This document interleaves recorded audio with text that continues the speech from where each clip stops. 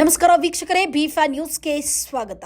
ಕಾಣಿಪ ಧ್ವನಿ ವತಿಯಿಂದ ಪತ್ರಿಕಾ ಕಾರ್ಯಾಗಾರ ಹಾಗೂ ಪದಹಗರಣ ಕಾರ್ಯಕ್ರಮ ಜರುಗಿತು.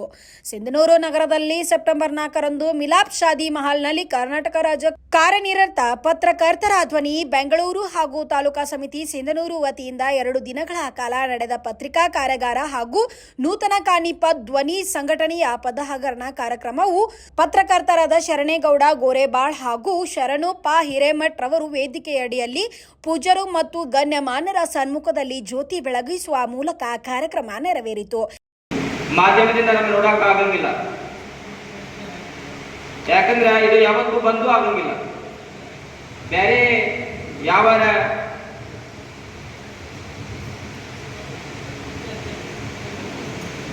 ಸಂಘ ಸಂಸ್ಥೆಗಳಾಗಲಿ, ಜನರ ಸಮಸ್ಯೆ ಆಗಲಿ, ಜನರಿಗೆ ತೊಂದರೆ ಆದ್ರೆ ಅವರು ಸ್ಟ್ರೈಕ್ ಮಾಡಿ ಬಂದ್ ಮಾಡಿ ಕುಂತು ಬಿಡ್ತಾರೆ. ದವಾಖಾನೆದಾಗಲಿ ದವಾಖಾನೆಯವರಿಗೆ ತೊಂದರೆ ಆತ್ಮ ಅವರು ಸ್ಟ್ರೈಕ್ ಮಾಡಿ ಕುಂತು ಬಿಡ್ತಾರೆ.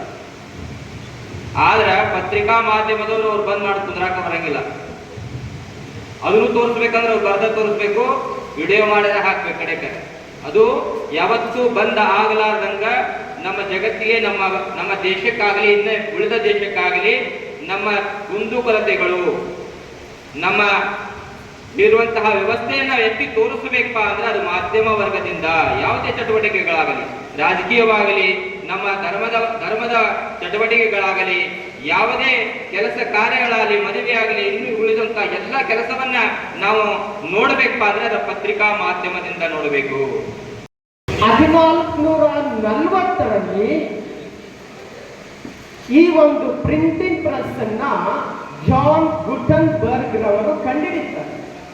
ಅದರ ಉದ್ದೇಶ ಏನಾಗಿತ್ತು? ಅಷ್ಟರವರೆಗೆ ಮೌಖಿಕವಾದಂತಹ ಸಂಭಾಷಣೆ ನಡೆದಿತ್ತು.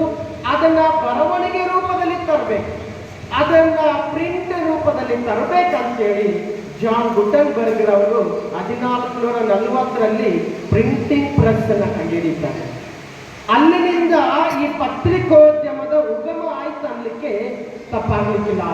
ಅದು ಅದರ ಉಗಮ ಪತ್ರಿಕೋದ್ಯಮದ ಬರವಣಿಗೆ ಉಗಮ ಆಗ್ತದೆ. ತದನಂತರ ನಮ್ಮ ಕರ್ನಾಟಕದಲ್ಲಿ 1843ರಲ್ಲಿ ಮೊಟ್ಟ ಮೊದಲ ಪತ್ರಿಕೆಯ ಪ್ರಿಂಟ್ ಆಗ್ತದೆ. ಅದುವೇ ಆದ್ರೆ ಮಂಗಳೂರು ಸಮಾಚಾರ.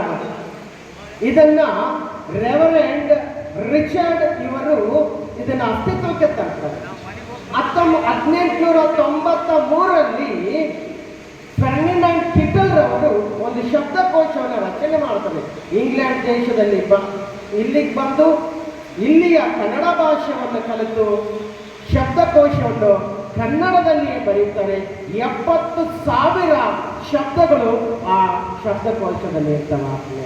ಎಲ್ಲೋ ಹುಟ್ಟಿದ ಕರ್ನಾಟಕಕ್ಕೆ ಬಂದು ಕನ್ನಡ ಭಾಷೆ ಕಲಿತು ಈ ಪತ್ರಿಕೋದ್ಯಮಕ್ಕೆ ಒಂದು ಕೊಡುಗೆಯನ್ನಾಗಿ ಒಂದು ಡಿಕ್ಷನರಿಯನ್ನ, ಶಬ್ದಕೋಶನ ಫರ್ಡಿನಾಂಡ್ ಕಿಟಲ್ ರವರು ಕೊಡ್ತಾರೆ. ಇದೆಲ್ಲ ಹಿನ್ನೆಲೆ ಮೂಲಕ ಈ ಪತ್ರಿಕೋದ್ಯಮ ಇಂದು ಸುಭದ್ರ ಬುನಾದಿ ಮೇಲೆ ಇದೆ.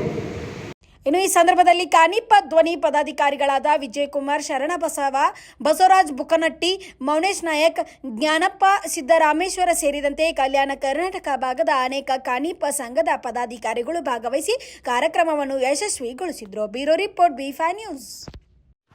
Thanks for watching. Read, discuss and debate with editor Dr. Yan Prashant Rao. Wanted reporters in print, digital and visual media for Bharat Vaibhav Daily Newspaper, BV News 5 Channel and BV Fast Web News from all the talukas of Karnataka, Goa and Maharashtra. If interested, send your resume to 9019229369.